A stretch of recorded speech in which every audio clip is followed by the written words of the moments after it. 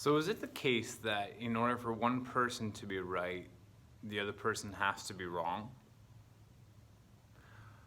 I wonder if we've created such a polite culture that the idea of evangelism seems inconvenient to a lot of people.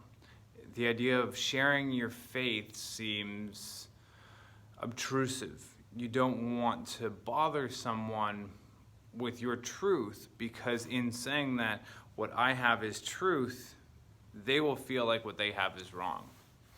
And so we've created this polite culture that is too polite to give someone the greatest gift of all time. It is too polite to point someone to the truth that could save their very life, that could have them spend eternity in the presence of the King of Kings.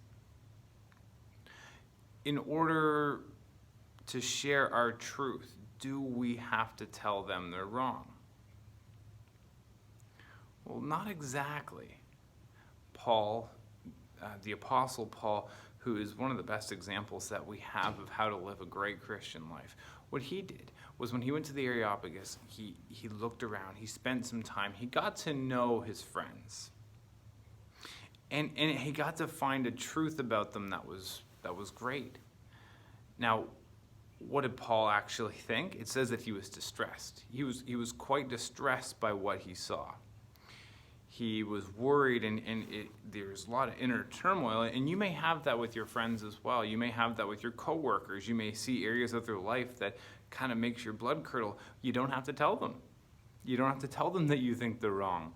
That's not actually what God calls us to, necessarily. What does Paul do? He finds common ground. He had familiarized himself with the writers. He knew their context. Learn what your friends like. Learn which movies they like. Learn what books they like, where they like to go hiking, whatever it might be. Find some common ground. And then what Paul does is he says, I see that you're in every way religious. You even have a statue to an unknown God. Now, what I'm going to be telling you about today is that God. I'm going to be telling you all about that. So he finds some common ground and he builds a bridge from there to Christ.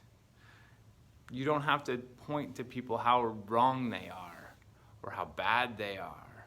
The Holy Spirit can do that.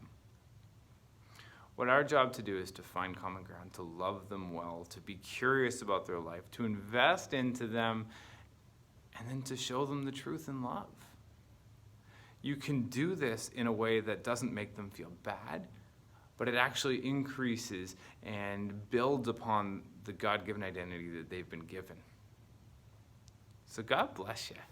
Have fun with that.